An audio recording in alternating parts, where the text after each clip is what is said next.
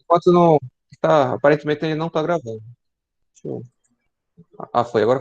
Bom, pessoal, então tá gravando, tá? Vocês fiquem cientes que a imagem da foto de vocês vai estar sendo gravada e os áudios e o chat também, beleza? Vamos continuar com cerâmica. Tá, primeiro, antes de tudo, eu estou devendo para vocês como eu quero, né, o formato do trabalho, né? Veja, é só uma apresentação, um seminário. Tem que ser entre 1 hora e meia e 2 horas, né, de gravação, que é uma aula, tá, para cada grupo. Ah,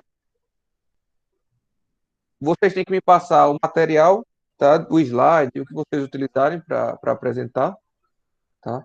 Vocês me passam que vai valer ponto, parte da parte da avaliação vai ser a formatação, a qualidade da parte escrita do trabalho, né, da apresentação do trabalho. A outra parte do trabalho vai ser a desenvoltura de vocês, né? E o conteúdo. Ah, certo. Aí, basicamente é isso. A regra é essa. Vocês me entregam aí até dia 4, né? Que a gente ficou acertado. Pode ser dia 5, não tem problema não. Tá? Até dia 5.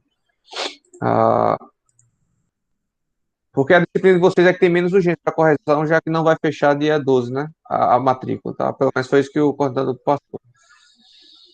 Aí eu vou deixar para corrigir por último a de vocês. Ô, Ah, professor, me tira uma dúvida. O senhor falou que as outras equipes irão ter que fazer o resumo da apresentação de cada uma. Eu não me lembro. isso. Vai ser isso mesmo?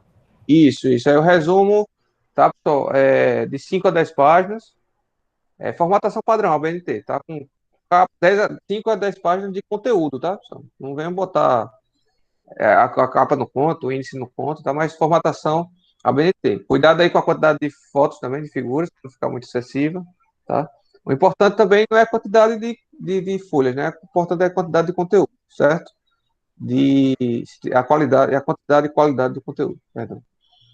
Tá? Aí, mas isso você não precisa entregar, obviamente, até dia 4, até porque vocês vão ter o vídeo das últimas equipes, né? Então, esses resumos vocês podem entregar até durante as férias, né? Durante o recesso, porque eu não preciso dar a nota de imediato para vocês, tá? Mas aí vocês me mandando até dia 20 de dezembro, tá?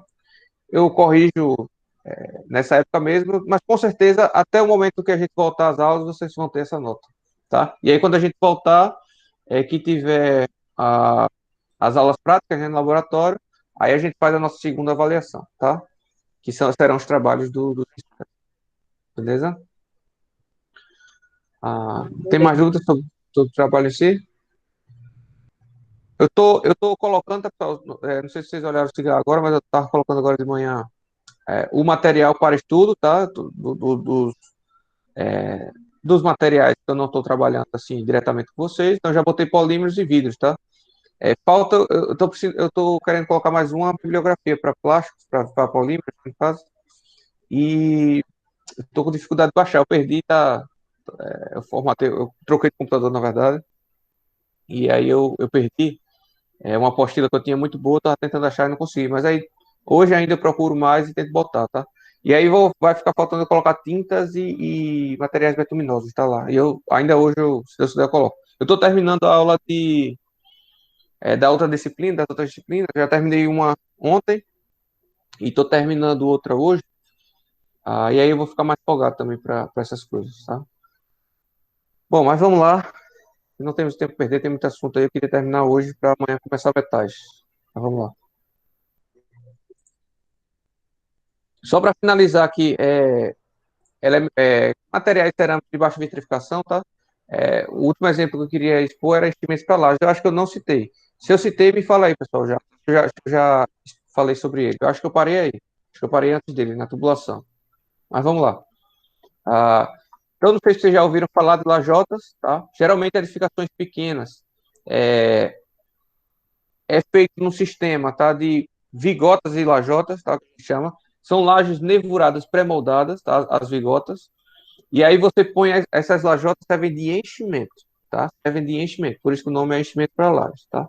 A gente não tem só a opção de cerâmica, tem outras opções também, mas o mais usual ainda para obras pequenas é cerâmica, tá?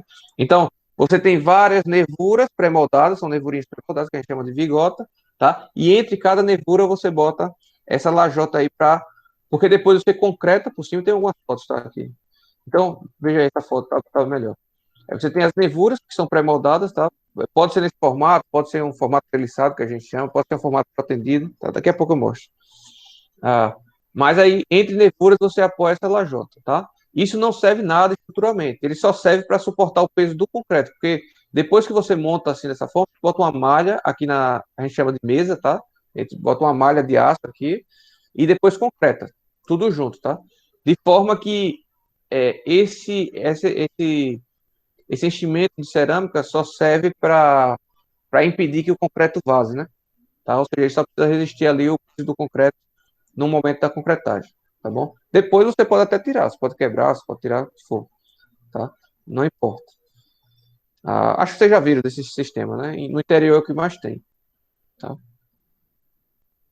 Aí estão consideradas peças redutoras de peso, porque, veja, o peso que esse elemento de enchimento ocupa, o peso desse elemento de enchimento, né? Para o volume que ele ocupa, é bem menor do que se fosse tudo preenchido de concreto, né? Então, se eu botar tudo preenchido de concreto aqui, o peso total da laje vai ser bem maior. Então, por isso que ela é chamada de peso de redutora de, de peso também, tá? Ah, tem vantagens aí, tá, pessoal? Então, é mais rápido, não precisa de quase nada de forma de madeira por baixo disso, porque a vigote e a lajota já impedem que o concreto passe, então elas mesmas já servem de forma. A quantidade de escoramento também reduz muito, tá? E aí você reduz concreto e aço, entre aspas, tá? Porque vai depender do modelo estrutural, vai depender de tudo, tá? Mas, em média, reduz, para pequenas edificações, reduz o consumo de concreto e aço, beleza? Desvantagem ela sempre trabalha biapoiada, tá? Isso aqui trabalha de forma biapoiada, ou seja, você sempre tem que ter dois apoios, um do lado e outro do outro. Isso faz com que você precise de muitas vigas na sua edificação, tá? Aumenta a quantidade de vigas. Os vãos são menores, tá? Porque eles conseguem ver vãos tão grandes, a não ser que seja protegido. E aí depois eu abro uma observação aí para vocês, tá? E tem que ter cuidado nas instalações, veja. A capa que fica por cima daquele concreto é muito fininha, é de 4, 5 centímetros, tá? Eu não recomendo fazer de 4, mas a norma permite, tá? Eu uso no mínimo de 5, porque fica muito fino 4 centímetros, tá? E aí tem problema também de cobrimento das armaduras e tudo mais. Mas aí o ideal é você passar as instalações, tá, pessoal? Tudo pelo forro, tá? Por baixo da laje. Não é adequado você passar a tubulação elétrica ou hidráulica dentro dessa capa, não, tá? Eu não recomendo. Apesar de ser permitido para capas acima de 5 centímetros, tá? Igual ou maior que 5 centímetros. Então, eu tenho esses tipos de vigota, tá? Só para vocês conhecerem mais o sistema, tá? Esse daqui era o mais comum, tá? Até então, mas está sendo bem substituído por essa treliçada, tá? Em termos de resistência, é a mesma coisa, pessoal, tá? É a mesma coisa. A diferença é que isso daqui, o Gerdau, vem dessa trelicinha, tá? Alguém quer falar alguma coisa?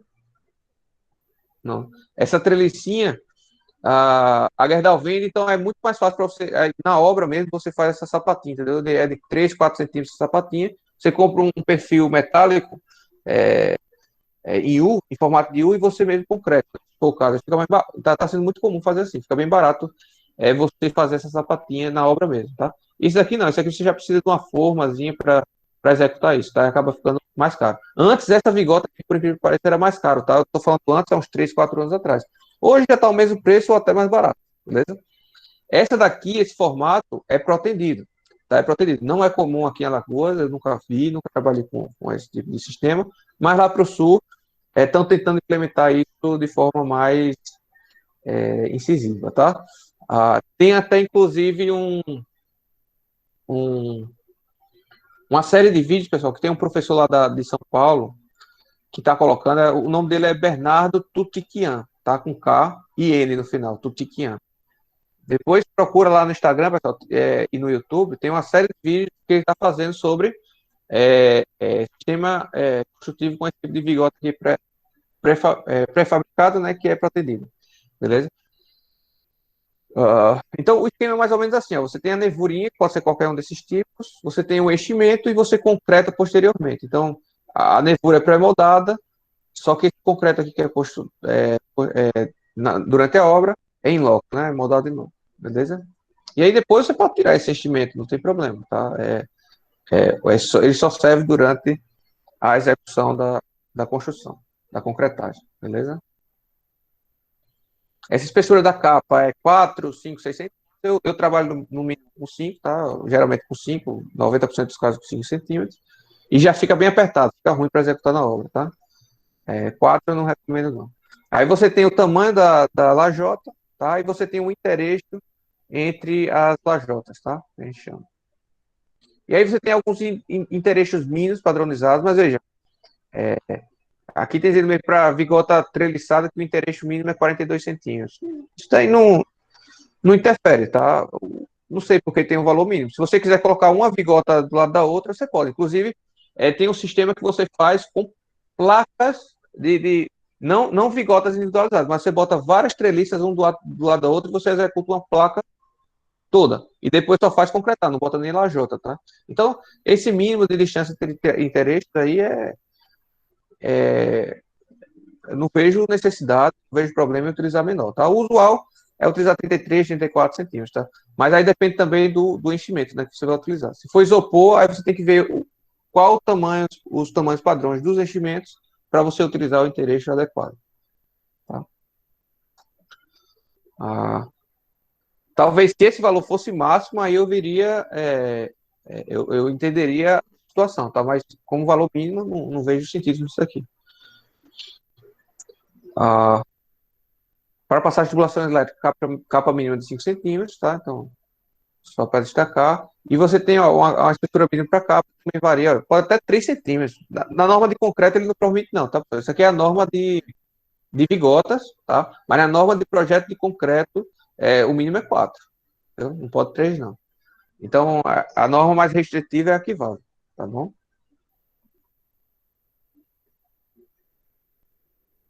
Aqui é a taxa de aço que você vai utilizar na malha, tá? A taxa de aço que você vai utilizar na malha. Lembra que eu disse, ó, nessa capinha aqui, ó, nessa capa de concreto, que a gente também chama de mesa, tá? Você tem uma malha de aço, tá? Você pode utilizar até uma malha soldada, tá? Uma tela soldada. Mas aí você tem uma quantidade mínima de área de aço a ser colocada, tá? Não é dimensionado, isso daí é só uma taxa mínima que você coloca. Isso serve para, basicamente, para resistir, né? Porque, veja, depois de concretado, você vai ter pesos aqui, né, em cima dessa laje. Então, vamos supor que você bota aqui um peso, né, qualquer coisa, uma mesa, qualquer coisa, ou a pessoa andando aqui. Então, essa capa tem que ser resistente o suficiente para passar esse carregamento até as nevuras, né, porque as nevuras é que resistem efetivamente. Então, você precisa botar essa malha aí na capa de concreto, tá? Além disso, tem questão de efeito térmico na laje, né, que ela dilata e comprime. Então, essa tela também ajuda, tá? Você não tem apenas cerâmica, você tem exemplos de concreto, tá, EPS, e até cubetas reutilizáveis, tá, poliméricas, né, em que você reutiliza de laje para laje, então você concreta, depois do concreto endurecido você retira a cubeta, só tem que ter cuidado com o reescoramento, tá, com a situação de reescoramento, mas já existem sistemas de forma que você não permite, você consegue tirar essa forma sem tirar o escoramento, tá, o escoramento são aqueles perfis de aço que fica, né, pessoal, apoiando essa forma, enquanto o concreto ainda não está duro, né? Não tá resistente. Beleza? E aí ele tem que ter uma resistência mínima, tá? Essas lajotas, porque, durante a execução, né, ela vai receber a carga do concreto, então ela não pode romper devido ao peso do concreto. E veja, e não é só o peso do concreto, que é o impacto, né? Veja, se você concretar bombeando, tá? E geralmente é bombeando, você tem um impacto do concreto na forma, né? Então tem que resistir a isso também. E além disso, você tem pessoas que por vezes pisam, né, pessoal, na lajota. Não é feita para pisar, tá? Se você for andar numa laje dessa, tá? Ande por cima das nevuras, tá? Ou coloque tábuas, o ideal é você colocar tábuas, né, pedaço de madeira para distribuir a carga melhor, tá? Aí você só anda por cima dessas tábuas. Isso é o adequado, beleza? E aí você tem a resistência mínima, mas aí precisa saber, não. Tá? Então, você tem as alturas totais de laje aqui em relação à altura do elemento. Tá? Então, se o elemento tivesse 7 centímetros de altura, a sua laje pode ter 3, 11 ou 12. Né? No caso, 10, 11 ou 12, perdão. No caso de 10, a capa teria só 3 centímetros de espessura, que não pode pela 6118, tá? Pela norma de projeto de estruturas de concreto. Então, seria 11 ou 12. Tá? Se for 8, pode ser 12 ou 13, né? E assim por diante. Beleza? É só somar, né? A espessura da a altura do elemento de enchimento mais a capa que você vai estar utilizando. Beleza? Então, basicamente era isso que eu queria falar para vocês sobre lajota. Alguma dúvida? Bom, então vamos entrar aqui no mérito do material cerâmico de alta vitrificação, tá? Ver se a gente consegue finalizar isso hoje.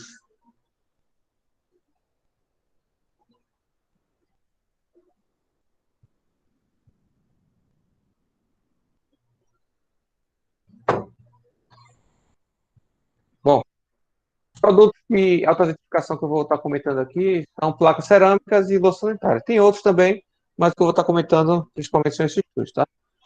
A placa cerâmica na verdade, tem que tomar cuidado, que não é exatamente a alta vitrificação, né? Ele é alta vitrificação a parte de cima, né? Que a gente vitrifica ele com esmalte, né? Geralmente. Mas ele, a depender da cerâmica, também pode ser considerado de baixa vitrificação, tá? Mas, de forma geral, eu coloquei aqui elemento de alta vitrificação, beleza? Louça sanitária são vasos sanitários, aquelas peças brancas, né? Que a gente utiliza, vaso sanitário, pia, né? Lavatórios, né? E tudo mais. Bom, nós vamos ver. A maior parte aqui a gente vai falar de placa cerâmica, louça sanitária a gente só vai comentar um pouquinho no final, tá? Então, antes de falar em si da placa cerâmica, que é utilizada para revestimento, vamos falar primeiro do sistema de revestimento, beleza? Então, veja, toda alvenaria ou todo piso tem um revestimento, um certo revestimento, tá? Esse revestimento é um sistema, tá? Tem que ser tratado como sistema. E aí você geralmente tem vários níveis de argamassa, tá? Você tem o chapisco, você tem em cima de alvenaria, né? Em cima de alvenaria cerâmica, você tem o chapisco, você tem o emboço, você tem o reboco, aí você tem a massa corrida, se for pintar ainda, você tem tinta, se for pintado, aí você tem a argamassa colante, se for cerâmica, você tem a própria cerâmica depois e tem o rejunte ainda, né? Então, são várias camadas, é um sistema completo, tem que avaliar esse revestimento como sistema completo, ok? O revestimento cerâmico geralmente é utilizado em edificações, né? Geralmente é utilizado em pisos e paredes molhadas, né? Que a gente chama, seja banheiro ou cozinha. Ou revestimento externo, né? Da fachada, tá bom? Não precisa ser, não necessariamente é apenas cerâmico, tá? E aí, quando eu boto cerâmico, pessoal, eu botei aí ao lado porcelanato, mas porcelanato é um tipo de revestimento cerâmico, tá? Só botei para destacar. Porque comercialmente é vendido com esses termos, tá? Cerâmica, porcelanato, mas no final das contas é a mesma coisa. Aí você pode ter pastilhas, tá? Que pode ser cerâmico, mas geralmente é pastilha de vidro, tá? Você pode ter rochas naturais, mármores, granitos, ardosas, tá? Ou qualquer outro tipo de pedra. E o arquiteto utiliza o que for mais adequado para ele, né? O design, né? Ah, bom, aí tem uma imagem aí para ficar mais ou menos as camadas, né? Isso é um caso de camadas. Então você tem a própria alvenaria, que a gente chama de base, né? Isso aí pode ser concreto, pode ser cerâmica, pode ser gesso, drywall, né? Tá? Você tem o emboço, tá? Antes do emboço, geralmente você tem oh, meu Deus, falei agora. O chapisco, tá? Depois do emboço, você pode colocar direto a argamassa colante ou você pode aplicar reboco, vai depender do nível de acabamento que você quer. Geralmente, quando você vai aplicar cerâmica, você pode aplicar depois do emboço, logo direto o argamassa colante, já que você não precisa de superfície tão regular, né? A diferença do reboco para o emboço é que o emboço fica mais áspero, tá? Fica mais áspero. Então, aí depois você passa ainda uma camada de reboco para ficar um acabamento mais fino e aí você poder pintar, etc, tá? Mas o emboço já serve para regularizar, ou seja, depois do emboço já está regularizado. Aí, se você for utilizar cerâmica, você pode passar direto a argamassa colante, né? Que é aquela A1, AC2, AC3 que você compra no mercado. tá? E aplica e cola a placa cerâmica nela, tá? Lembrando que essa argamassa colante, o ideal é passar tanto na parede quanto por trás da placa cerâmica, né? Isso a gente chama de colagem dupla, tá? Nem sempre é necessário, mas eu recomendo. Eu não vejo um grande ganho de tempo e dinheiro não fazendo isso, tá? Eu acho que o ideal seria se tudo fosse colagem dupla, tá? Ah, no piso é a mesma ideia, você tem a laje, você tem o contrapiso, que a gente chama, tá? Que é como se fosse o embolso do piso. Você tem a argamassa colante e você tem o piso, tá? Cerâmico. Então, ou piso cerâmico, a placa cerâmica, ou qualquer outro tipo de placa, tá, pessoal? Então, você tem aqui, por exemplo, a utilização de pastilha de vidro, é muito comum, né, pessoal? Piscina, tem detalhes de banheiros, né, ou cozinha, é muito comum esse tipo de pastilha. Geralmente ela é de vidro, tá? Ela vem geralmente colada num papelzinho, papel craft, tá? Que ela ou numa tela, tá? Que ela geralmente vem 30 por 30, assim. É um monte de pastilha, né? Porque você não bota pastilha por pastilha, você coloca já essa tela que é 30 por 30, né? São várias pastilhinhas juntas, tá bom? Ah, pedras naturais, pessoal, são mais caras, tá? São utilizadas mais em detalhes externos ou internos, se for uma casa muito grande, mas geralmente é utilizado em elementos externos para decoração mesmo, tá? Então, às vezes você tem uma parede na fachada de uma casa que é em pedras, pedras estéticas, né? Tá? Em prédio, no caso de prédio, né, de edifício, é muito comum você estar utilizando aí granito, né? O mármore, tá? Ah, mas são elementos mais pesados, né? Mas é muito comum ainda hoje. Tá? Então você tem aí alguns exemplos. Tá bom? O meu prédio onde eu morava com meus pais o piso era todo em ardósia. Tá? Era muito comum. Teve, na década de 90, foi muito comum, foi muito trabalhado pelos arquitetos a utilização de ardósia como elemento de piso. Tá? Bom, sobre a placa cerâmica em si, tá? Foi desenvolvida mais na região oriental, tá? E foi trazida mais para a Europa, né? Para o Ocidente, a partir do século XV, tá? Então, Portugal foi o que teve mais contato é, com essa contato com os muçulmanos, tá? Por conta da invasão dos mouros, né? Em Portugal, tudo na época, né? E aí, ele pegou muito da cultura, tá? E aí você vê, quem viajar para Portugal vai ver que a cerâmica é muito utilizada desde as edificações muito antigas, né? Igreja, palácio e tudo mais, beleza? Ah, devido a esse desenvolvimento em Portugal, chegou rápido aqui no Brasil, tá? Já que tinha uma ligação íntima, Brasil e Portugal, né? E, e hoje o Brasil é um expoente, tá? Em cerâmica, tá? É, temos muitas fábricas que exportam para o mundo todo, beleza? Ah, ok. E aí, geralmente para revestimentos, né, de paredes ou pisos, a principal vantagem, tá, pessoal? Traz durabilidade, então você não precisa estar pintando. Quando você usa tinta, então você tem que ficar pintando a cada 2 anos, alguma coisa do tipo assim, tá? É mais comum patologias, tá? De fungo, essas coisas, beleza? É de fácil limpeza, então por isso que é utilizado muito em cozinha, tá? No- é, eu fui para um sítio de um colega meu, aí o pessoal só usou cerâmica na parte de baixo da cozinha.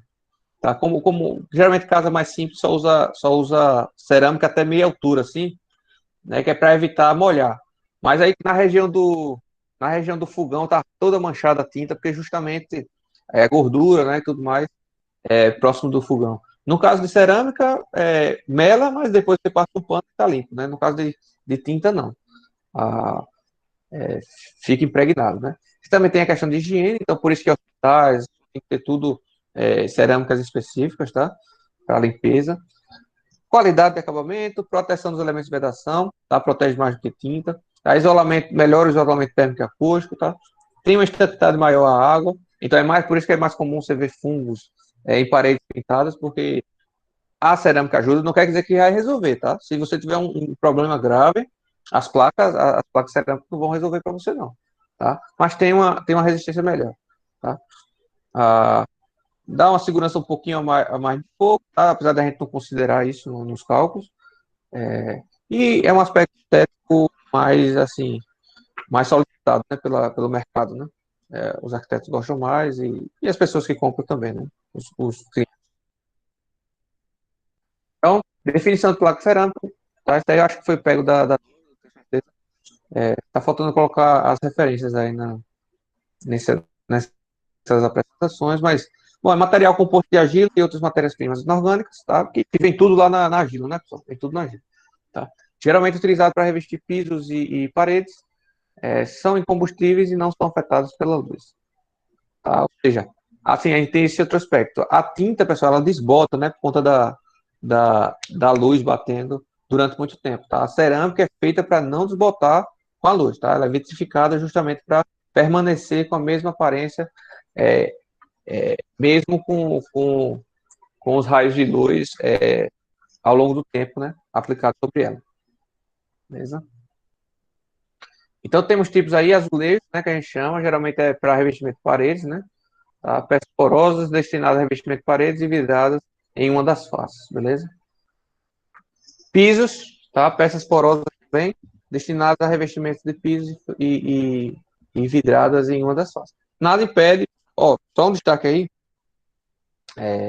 isso são termos, vamos dizer, técnicos comerciais, tá? Não quer dizer que uma cerâmica que é azulejo, que é de parede, não pode ser utilizada no piso, tá? Vai depender das suas características e não desses termos, beleza?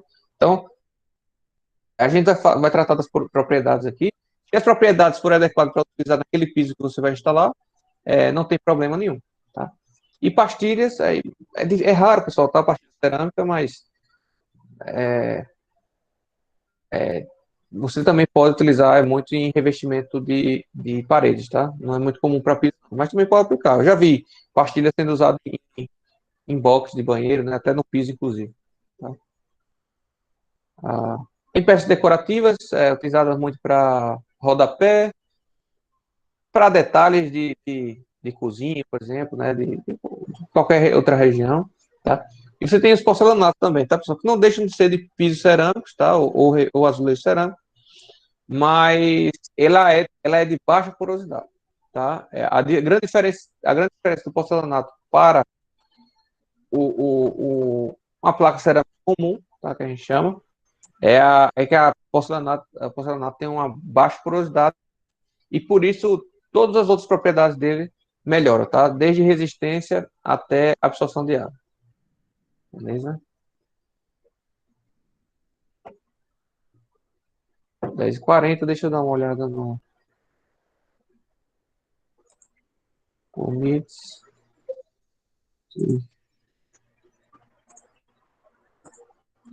Bom, processo de fabricação, tá? Tem dois. A principal diferença, a principal variação no processo de fabricação é a conformação mecânica, tá? Você tem pisos pressados e pisos extrudados, tá? Cerâmica, revestimento cerâmico extrudado e prensado, tá? O mais comum hoje é prensado, tá? É muito mais rápido o processo produtivo, porque você precisa de menos água, tá? Você precisa de menos água né, de conformação, e aí você precisa secar menos, tá? Então você seca mais rápido. Então o processo é muito mais rápido, beleza? Já no de extrusão, você, para extrudar ele, para você conformar ele com ele de extrusão, né, que é ele passando num molde, né, ele vai sendo empurrado por um molde, tá? Você precisa de mais água, tá? E aí demora mais na secagem. Você precisa ter uma secagem mais cuidadosa e demora mais. Ah, existem os dois, tá? Mas o mais comum, assim, de lavada hoje é o prensado, beleza? E aí, justamente, a partir do tipo de conformação que você vai utilizar, você vai saber se você vai utilizar por via úmida, né, a quantidade de água que você vai colocar no, no, na fabricação, tá? Veja que tem os vídeos aqui, vocês podem botar esse mesmo título lá no YouTube, vocês vão achar, tá? Assistam depois. Ah, Só tire esse termo aqui, vídeo 6, né? Começa aqui de Embramato, tá? E é um vídeo bem interessante falando sobre isso, sobre a diferença de via seca e via úmida, tá? A via seca geralmente você utiliza para pressagem, via úmida geralmente para extrusão. E aí você tem o processo de secagem, maltação e queima, tá? Geralmente você pode ter monocloro ou biqueima, tá? Que melhora quando você tem biqueima, melhora as propriedades. Então você queima sem o esmalte, depois passa o esmalte e queima, tá? De novo. Ah, e alguns você aplica até uma terceira queima, tá? Se você quiser aplicar algum detalhe na superfície, beleza? Então, tem esse vídeo aqui bem interessante também sobre o processo produtivo lá acho que é da Porto Belo, se não me engano. Vocês assistem depois, tá? Então, é o mesmo procedimento, tá? Do anterior que eu falei. No caso aqui está prensado, né? Tá? Mas existe a opção de ser extrudado também. Beleza, já falei. Tem as normas técnicas, tá? Essas normas são antigas. Então, veja, essa norma aqui de 1997, especificamente, ela fala sobre a especificação e método de ensaio. Esquece o método de ensaio dessa norma, tá? Porque já existe toda essa norma ISO, tá? Sobre os ensaios, tá? Dividido em 14 partes aí. Cada parte é um momento de ensaios que é feito, beleza? Mas as especificações, classificação, tudo, vocês vão retirar ainda dessa de 1997. Tá? E aí, a placa cerâmica pode ser classificada de acordo com vários aspectos, tá? Ela pode ser esmaltada ou não esmaltada, ou seja, a superfície, né, você passa o esmalte na superfície e queima, tá, pessoal? Aí você tem aquela vitrificação maior em uma das superfícies, beleza? Muda também a partir do método de fabricação, se ela é prensada ou extrudada, tá, pessoal? É classificado também assim, tá? É classificada principalmente quanto ao grupo de absorção de água, essa é a principal classificação da placa cerâmica, tá? A capacidade de absorver água, ou seja, quanto menos capacidade, melhor, tá? Para a cerâmica. E aí, no caso, quando a gente está trabalhando com o mínimo de absorção de água possível, na menor classificação, a gente está trabalhando aí com porcelanato, tá? Então, a diferença entre porcelanato e cerâmica se dá justamente pela absorção de água, que é diretamente proporcional à porosidade, né, pessoal? Quanto maior a porosidade, maior será a absorção de água, tá bom? Então, você tem ainda classes de resistência por abrasão superficial, que é o que a gente chama de PEI, tá? A gente vai comentar daqui a pouco sobre cada um desses. Tem resistência ao manchamento, que é muito importante isso aí, poucas pessoas dão importância, tá? Mas se você está trabalhando na cozinha ou alguma região, alguma utilização que vai estar caindo muito produto químico, e até comida mesmo, tá? Toda cerâmica tem que ter uma resistência melhor ao manchamento, tá? Resistência a agentes químicos, né? Inclusive produtos de limpeza, tá? E aspecto visual, tá? Você tem cerâmicas de maior qualidade que, vamos dizer assim, é mais próximo da perfeição, e você tem pior qualidade que é cheio de defeitos, que a gente vai ilustrar daqui a pouco, tá?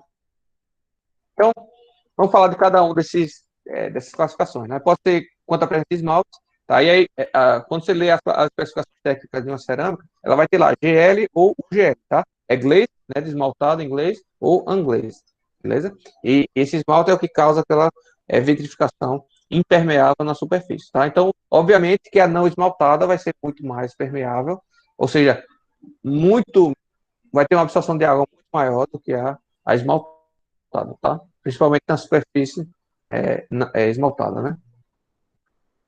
Pode ser com de fabricação, que eu já comentei, estudado, prensado. Sempre que for estudado é A, tá?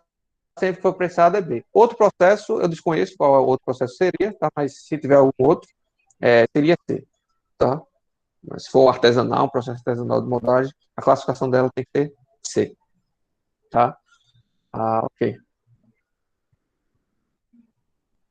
E aí, ela é classificada ainda quanto à absorção de água, tá? Então, essa faixa aqui, ó, que é a absorção de água é de 0 a 0,5%, é a que está, os porcelanatos estão aqui, tá? Então, porcelanato seria do grupo 1A, tá? E aí você tem vários, a depender do nível de absorção de água que ela tem. E aí, você classifica tanto quanto a processo de fabricação, o nome, né? O primeiro nome que você vai ter lá na placa cerâmica vai ser algum desses aqui, ó, A1, A2A, A2B.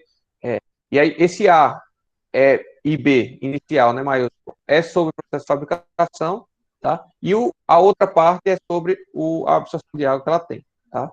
Então, basicamente, a nomenclatura da cerâmica, da placa, da revestimento cerâmico vai se dar por isso daqui, tá?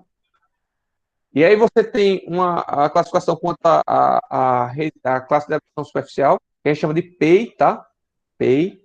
Esse é um dos mais famosos, pessoal. Eu não sei por que ficou famoso, eu não conheço muito da história, vamos dizer assim, tá? Mas é o que mais se fala. PEI, PEI aqui, PEI ali, mas nem sempre é o mais importante, tá?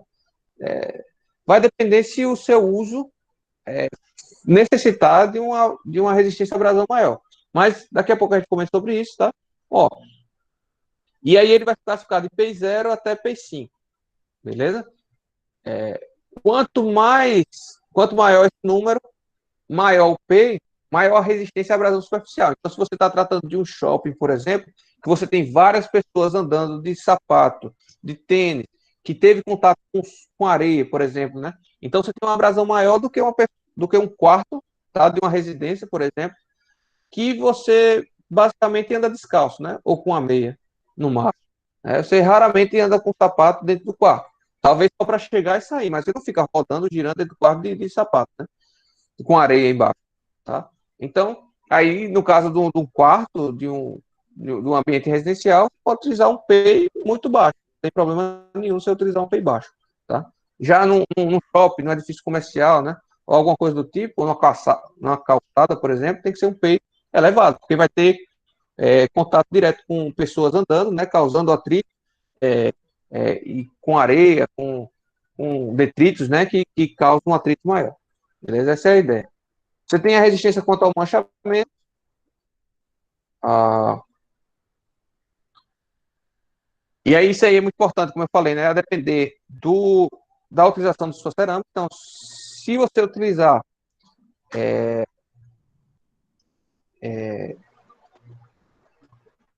um exemplo lá, na cozinha, por exemplo, né? Que pode estar caindo comida, e você limpa mais frequentemente, né? Por conta da questão de gordura e tudo mais, usa mais produtos de limpeza e tudo mais. Então, você pode estar utilizando uma resistência ao manchamento maior. Tá? Se você tiver uma probabilidade menor de manchar, então você utiliza uma classe menor. Então, quanto maior o número, tá? Mais fácil é de retirar a mancha, tá? Ah, bom, essa é a ideia. Porque, veja, isso está diretamente relacionado à porosidade da superfície, a, diretamente proporcional à porosidade da superfície esmaltada, tá? Quanto melhor for o esmalte, a vitrificação da superfície esmaltada, da superfície que fica em contato com o que a gente fica vendo, né, depois de instalado, melhor vai ser a resistência ao manchamento, tá?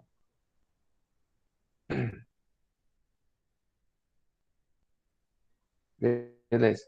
E aí você também tem resistência a agentes químicos, porque, voltando, você vai precisar limpar esse piso, você vai utilizar produtos químicos, tá? Esses produtos químicos podem ser bem leves é, ou bem pesados, tá? Quimicamente falando.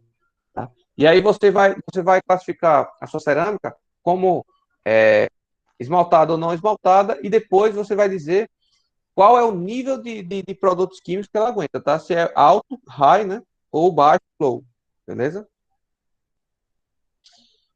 E ele também tem a classe de resistência química, que vai depender do produto, tá? E aí você tem essas classificações aí, tá? Para resistência a ácidos e álcools, tá? Aí você tem alta concentração de produtos, ou você tem baixa classificação de produtos.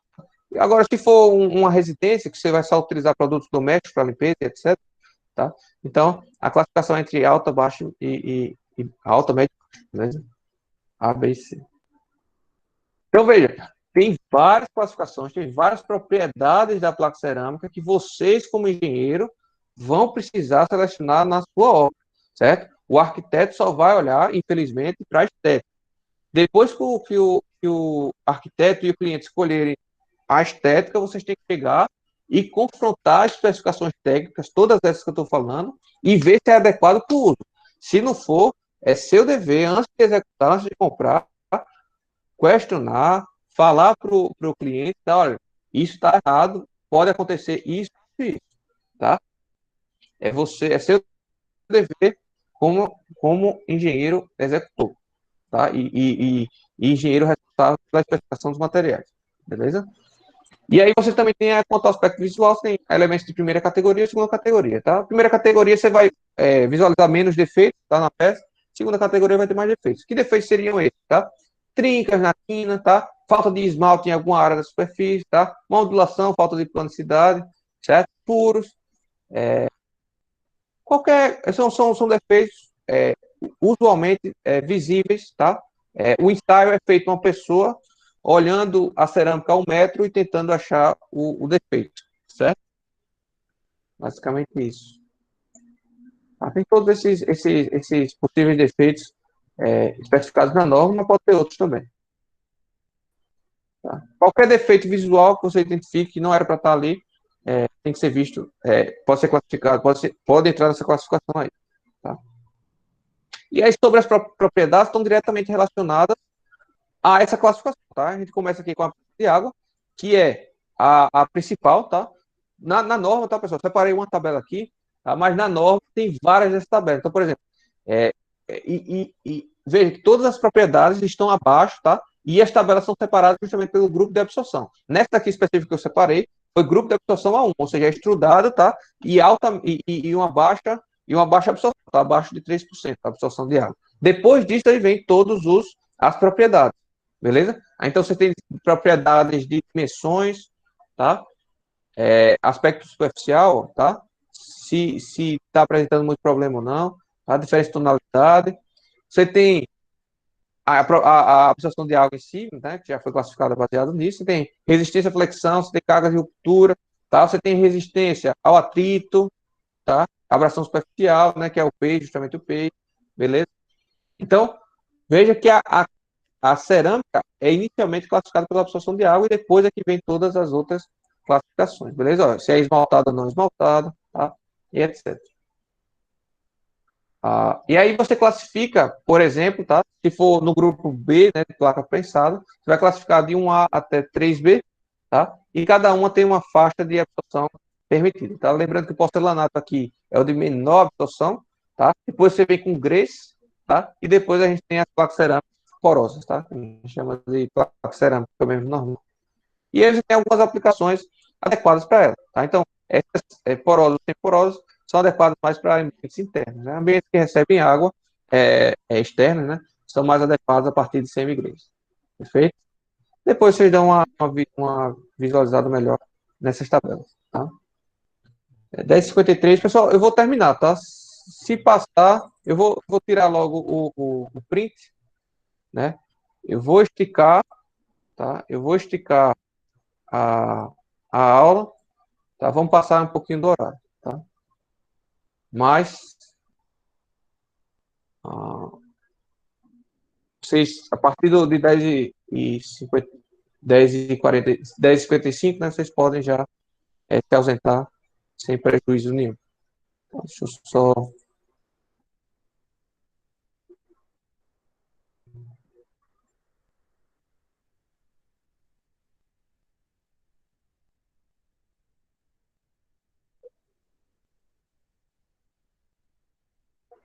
Beleza. Então vamos lá, continuar. Estamos escutando, né, pessoal? Sim. Se tiverem qualquer dúvida, podem falar aí. Vamos lá. Só um minuto. Bom, sobre as dimensões, né, você tem que verificar se ela está plana, tá? Tem que ficar plana, tem que tomar cuidado com curvatura e com empinamentos. Isso geralmente advém da, da secagem, tá? Problema de secagem. Se a secagem for rápida demais, geralmente ocorre. Depende também do material, né? Tá? Se o material tiver muitas matérias, esqueci agora, é uma argila mineral específica que tem que ele geralmente ele torna a argila mais plástica, porém ele causa esses defeitos mais graves, tá? Depois, se eu lembrar, eu falo. Depois eu mando no WhatsApp. Mas vamos lá. Tem a resistência ao impacto, tá? Esse seria importante mais para questão comercial, de logística, tá? Resistência à flexão, isso é pouco importante, tá, pessoal? Não... Assim, se ela for se a placa cerâmica for instalada corretamente, ela vai estar toda em contato com o piso, tá? Ela estando em contato com o piso, ela pouco vai ser solicitada a flexão, tá? Pouco ou nada, tá? Ela só é solicitada a flexão quando é mal instalada, porque aí, por exemplo, uma parte fica sem argamassa colante e outra parte fica com, e aí ela acaba ficando oca, e aí nesse oco ela trabalha na flexão, tá? Então, se ela for instalada adequadamente, essa resistência à flexão pouco importa, tá? Você tem a resistência à abrasão, que eu já comentei bastante, né? O P, no caso, é só para peças esmaltadas, então destaque aí. Para peças não esmaltadas, o ensaio e a classificação seria a abrasão profunda, que a gente chama, tá? Dá uma olhada nesse vídeo também, que o cara fala sobre P. São vídeos rápidos, tá? A maioria deles são vídeos de 2 minutos, 3 minutos, alguma coisa parecida. Tá?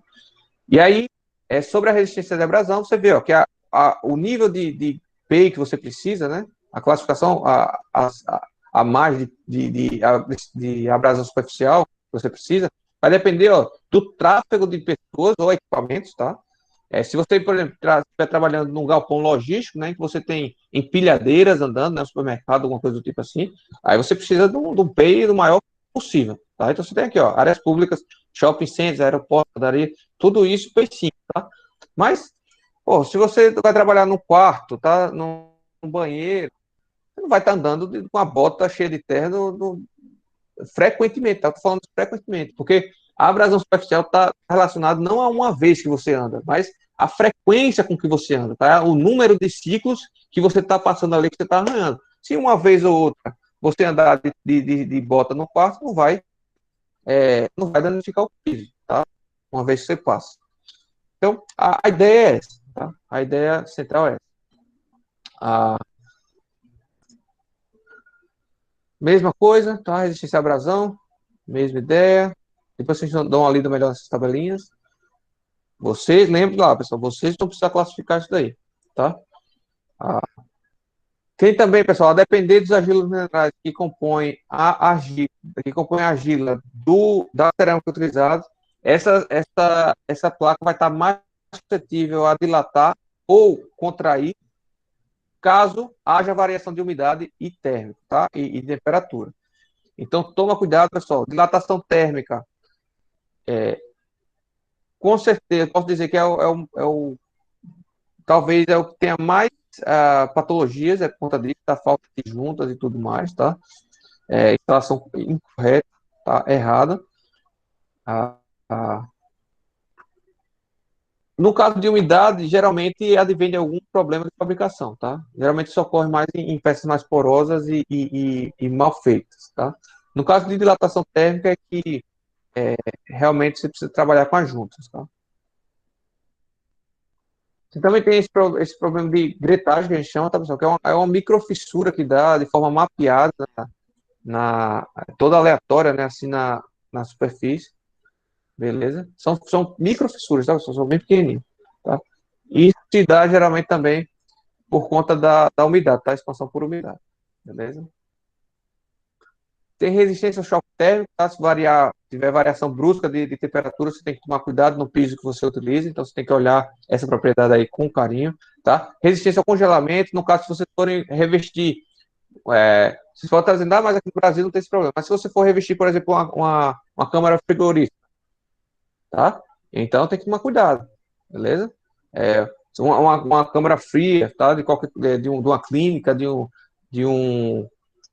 supermercado, de um açougue, qualquer coisa assim, tá? Precisa ter cuidado com isso aí, beleza? Então você tem que procurar um piso, uma cerâmica, um revestimento cerâmico adequado para isso.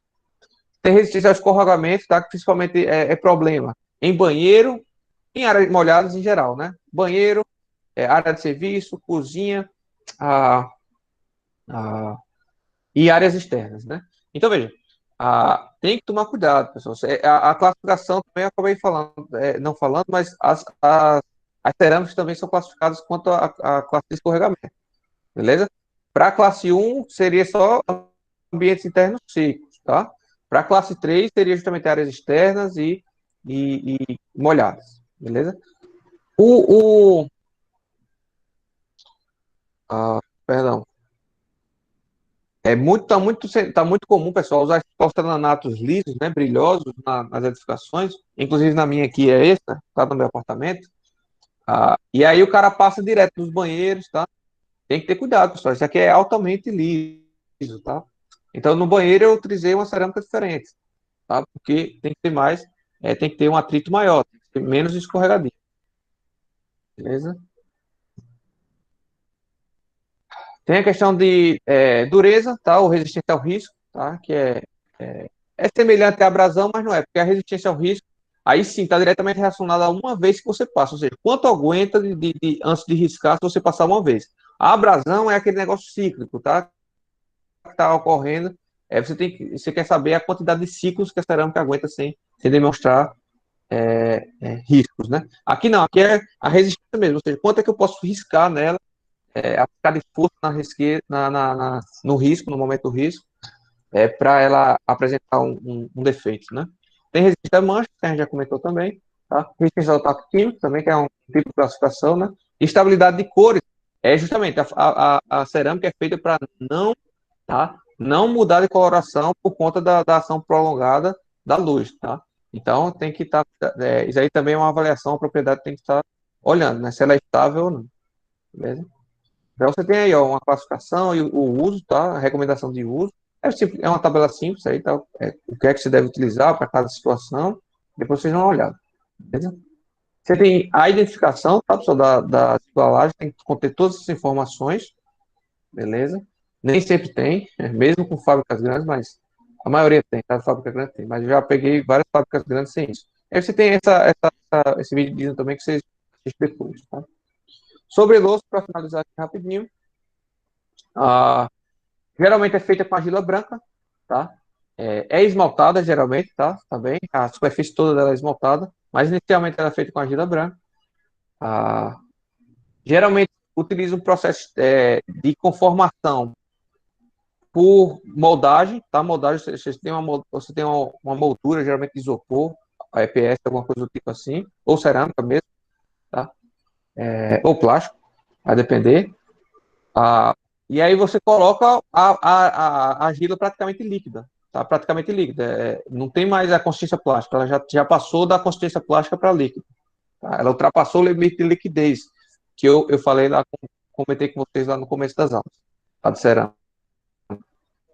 E aí ela demora mais para secar, com certeza, tá? E tem que tomar um cuidado maior para não fissurar, tá? Então, é, são impermeáveis, tá? Em toda a superfície dela é impermeável, menos a superfície que fica em contato com a bancada, né, ou com o piso, tá?